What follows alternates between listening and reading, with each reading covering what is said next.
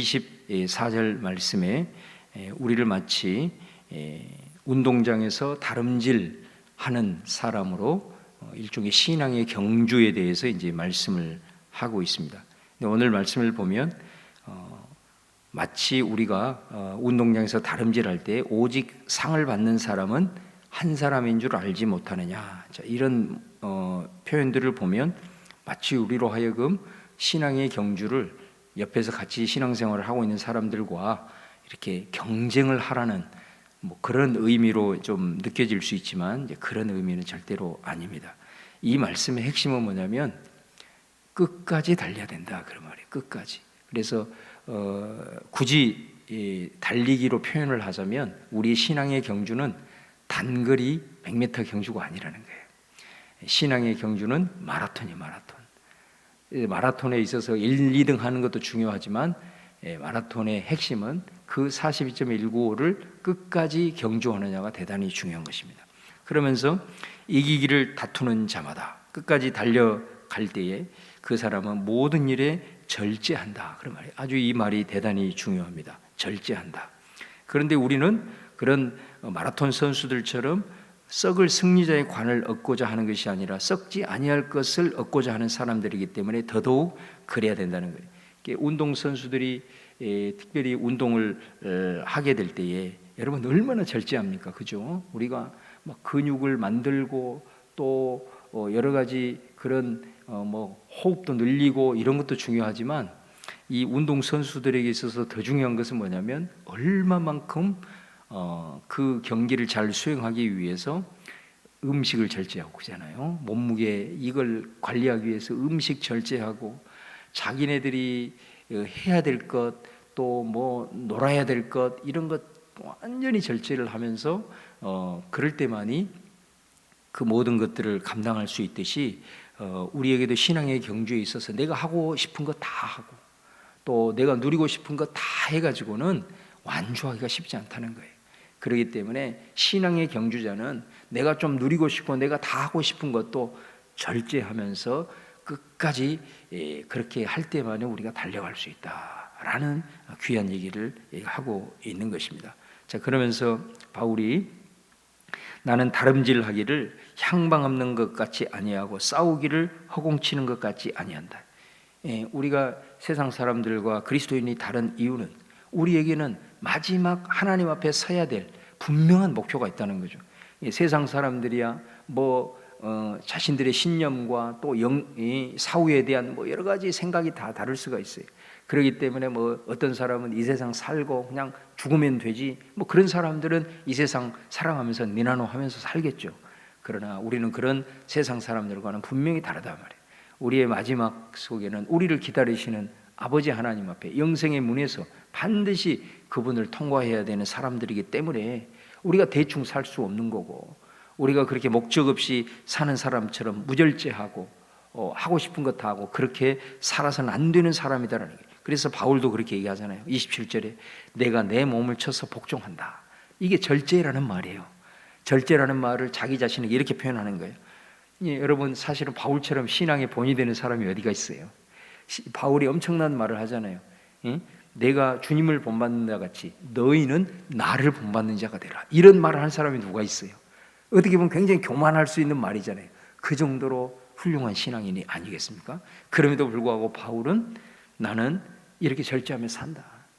나는 이렇게 내 권리를 포기하면서 사는 순간일지라도 여전히 오늘 하루 내일 살아가면서 끊임없이 내 자신을 쳐서 나는 그리스도 앞에서 복종하기 위해서 산다. 그러면서 내가 이렇게 수많은 사람들에게 복음을 전하고 내 복음을 듣고 그 사람들이 다 예수 앞에 인도되고 하나님의 천국으로 인도했는데 나는 내가 그렇게 수많은 사람들을 천국 보내고 나는 천국에 들어가지 못할 것에 대한 두려운 그런 심정을 가지고 하나님 앞에 내가 받을 그 책망의 그 모습을 생각하면서 어찌하든 내가 무너지지 않고 내가 교만하지 않고 이 엄청난 복음의 역사를 이루면서 이것에 의해서 교만해서 내 자신이 파산될까 두려워서 나는 하나님 앞에 오늘도 절제하고 내일도 절제하고 내 몸을 쳐서 복종시키면서 항상 주님 앞에 마치 거울을 보던 나를 보면서 오늘도 나 자신을 다듬어 간다.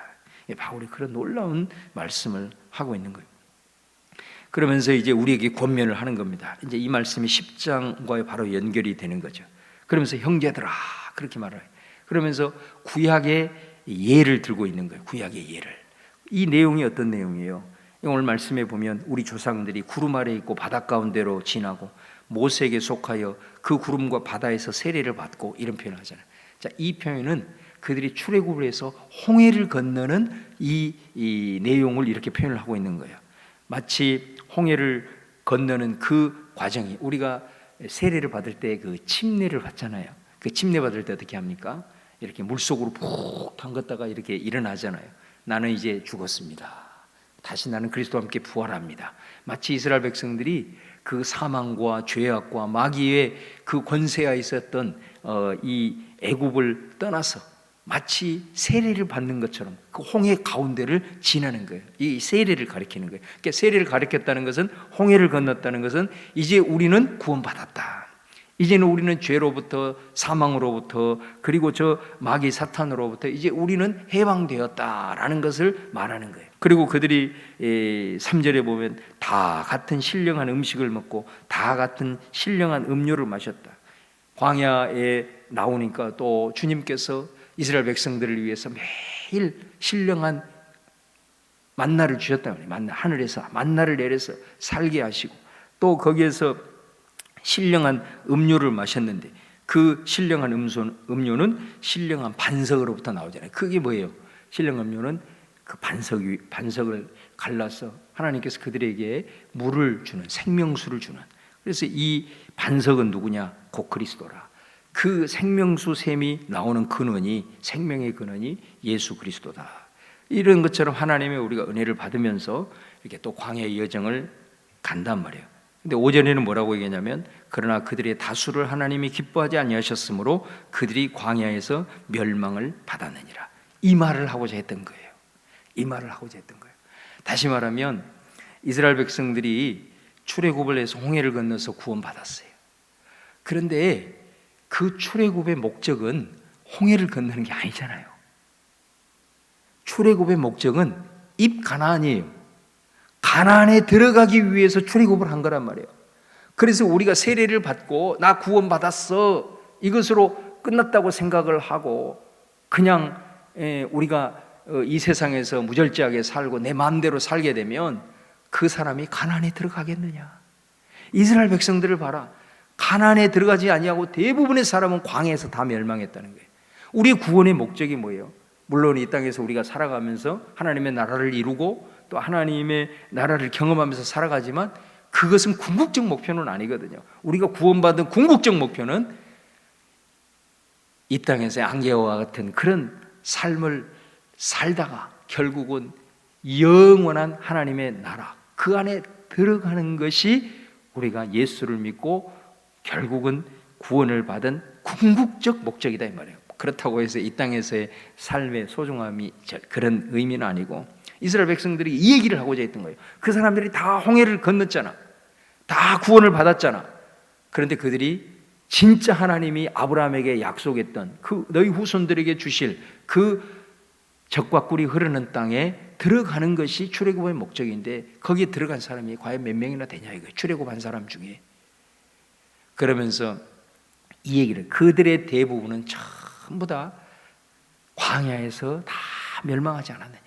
3일 길이면 들어갈 수 있고 최대한 가더라도 일주일이면 그 들어갈 수 있는 그 길인데 40년 기회를 주었음에도 결국은 방황하다가 다 광야에 엎드려지고 가나안에 들어가지 못하는 것 너희들이 보지 않았냐. 그러면서 얘기를 하는 거예요. 6절에 이러한 일은 우리의 본보기가 되어 우리로 하여금 그들이 악을 즐겨한 것 같이 즐겨하는 자가 되지 않게 하려 함이니. 그러면서 구약의 출애굽기, 민수기 이 말씀을 통해서 요약하는 거예요. 4가지를 얘기를 하는 거예요. 너희는 그 사람들이 어떻게 해서 망했는가를 똑똑히 봐라. 우상 숭배하다가 망하지 않았냐. 우상 숭배하지 하다가 하나님을 우상처럼 섬기면서 하다가 그들 다 망하지 않았냐. 시내산에서 내용을 얘기하는 거죠. 8절 말씀에 보면 어떤 사람들이 음행하다가 하루에 23,000명 죽지 않았냐. 이런 이제 대표적인 사례들 얘기하는 거예요. 주를 시험하다가 뱀에게 멸망하지 않았느냐, 또 하나님이지 않았냐. 이스라엘 백성들이 이런 광야에서의 삶을 통해서 다 광야에서 무너지고 쓰러지면서 엎드렸던 것처럼 우리가 말세를 만난 우리에게 깨우치기 위하여서 이 사건이 우리에게 주어지지 않았냐. 그러면서 우리는 그렇게 살면 안 된다 하면서 12절에 이렇게 말합니다. 그런즉 선줄로 생각하는 자는 넘어질까 조심해라. 여기서 선줄로 생각한다는 것은 구원 사건인 거예요. 구원을 받은 사람들, 세례를 통과한 사람들, 그래서 이제 우리는 구원을 받았어, 이렇게 생각하고 있는 사람들. 그래서 우리가 구원의 확신이 중요합니다. 그러나 이제 구원 받았으니 나는 끝났어, 천국이 보장됐어, 이렇게 선줄로 생각하는 자는 넘어질 수 있다. 바울이 아주 중요한 우리에게 교훈을 주는 거죠. 나도 내 몸을 쳐서 복종시키는 거 너희들 봐라. 이스라엘 백성들을 본보기로 삼으신 것을 봐라. 우리의 신앙의 여정은 마지막 마라톤, 그 마지막 지점까지 가는 것이 우리의 여정이므로 너희들이 선줄로 생각해서 절대 교만하거나 다 이루었다고 생각하지 말고 항상 하나님 앞에서 내 자신을 쳐서 복종시키면서 절제하면서 마지막까지 어찌하든 경주하는 삶을 살아라 라고 말씀하고 있는 것을 이제 보게 되는 것이죠. 자, 그러면서 마지막에 13절에 자, 우리 이 말씀과 함께 마지막으로 함께 봉독하겠습니다. 시작. 사람이 감당할 시험 밖에는 너희가 당한 것이 없나니 오직 하나님은 미쁘사 너희가 감당하지 못할 시험 당함을 허락하지 아니하시고 시험 당할 즈음에 또한 피할 길을 내사 너희로 능히 감당하게 하시느니라. 여기에서 이 시험이라고 하는 것, 하나님이 이제 주시는 그 시험, 하나님께서 허락하시는 시험, 이런 것들은 어떤 모습이든지 간에 우리가 감당할 수 있는 것만 하나님이 주시고, 또 그 감당할 수 없을 때는 하나님이 직접 피할 길을 내 가지고 그 시험을 통과하게 하시고, 또 야고보서 말씀처럼 그 하나님이 주시는 시험 혹은 하나님이 허락하시는 시험은 반드시 선한 결과가 있어요. 그 과정이 굉장히 어렵고 힘들지만은 그것을 통해서 우리로 하여금 인내를 이루시고, 인내를 통해서 모든 것을 온전하게 하고 구비하여 부족함이 없도록 하시는 계획이 있는 거예요. 그래서 그 진리를 아는 사람은 야고보서에 뭐라고 그래요? 시험이 오면 기뻐한다 그랬어요. 이게 놀라운 능력이거든요. 자, 그런데 왜 사도 바울이 이 얘기를 할까요? 시험은 이것만 있는 게 아니라는 거예요. 시험은 전혀 하나님과 관계없는 시험이 있을 수 있어요. 그게 어떤 시험이냐면 자기 악한 정욕에서 나오는 시험이에요. 그 야고보서 말씀과 연결돼서 이걸 이해를 해야 돼요. 야고보서 말씀에 하나님은 시험하는 분도 아니고 시험을 받는 분도 아니다는 거, 그 말씀하잖아요. 그러면서 사람이 시험 받는 것은 자기의 욕심에 끌려 미혹됨이니 욕심이 잉태한 즉 죄를 낳고 죄가 장성한 즉 사망을 낳느니라. 자, 그 말을 하는 거. 이게 너희들이 시험당하고 고난당하고 그래서 결국은 사망에 이르는 거 하나님에게서 나온다고 생각하지 마라. 그건 네 악한 정욕에서 나오는 거예요. 그 악한 정욕이 점점 자라서 죄가 되고 죄가 점점 자라서 사망까지 이룰 수 있다는 것을 기억해야 돼. 하나님이 주시는 시험, 그러니까 우리가 시험이 오면 분별할 수 있어야 된다는 거예요. 그런데 이 고린도 교인들에게 이 말을 하는 것은 그런 오해를 하는 거죠. 하나님이 이런 시험을 줘서 우리가 잠시 이렇게 넘어져서 죄악 가운데 방황하는 것도 다 하나님이 주권 가운데 뭐 역사하셔서 이렇게 해서 우리를 결국 이렇게 하실 거야. 그러면서 자신들의 삶은 계속해서 합리화하면서 죄가 자라고 결국은 사망에 이르게 되는 경고의 말씀을 하는 거예요. 사실 이 말씀을 통해서 하나님이 주신 시험은 선한 결과를 맺는다. 사망에 이르게 하고 우리의 인생이 완전히 파산되는 시험은 하나님은 절대로 하지 않는다는 거예요. 하나님 그런 시험은 안 해. 내가 사망에 이르고 정말로 완전히 인생이 파산되고 완전히 멸망하고 구원에서 완전히 배제되는 그런 시험은 절대로 하나님 하실 분도 아니고 그런 악한 의도를 가지고 절대로 하나님 시험하지 않는다. 그런 시험으로 홀이라도 그 인생이 파산하고 그 인생이 지옥 백성이 되었다면 그거는 자기 정욕, 그리고 그 정욕의 과정을 통해서 죄악이 잉태되고 사망이 이루는 동안 얼마나 수많은 과정이 있음에도 불구하고 우리 안에 성령을 받는 사람은 그럴 수 없다는 거예요. 그래서 너희들이 혹시 죄를 짓고 막 이런 무절제한 삶을 살고 절제하지 못하고 이렇게 구원받았음에도 불구하고 막 이렇게 혹시 살아가면서 신앙을 합류하는 사람이 있느냐? 오늘 이 말씀을 기억해라. 하나님이 주시는 시험, 내 정욕에서 나오는 시험 잘 분별하고 하나님 앞에서 시험을 통해서 내가 가난에 직면했던 고난에 직면했던 너무나도 힘겨운 상황에 있을 때 이것이 하나님으로부터 왔다는 확신이 있으면 기뻐해라. 그러나 네가 정직하게 내 자신을 깊이 봤을 때 이거는 내 인간의 정욕으로부터 내 욕망으로부터 나온 것이라고 한다면 너 안에 계시는 성령의 탄식으로 인하여 돌이키기를 원한다.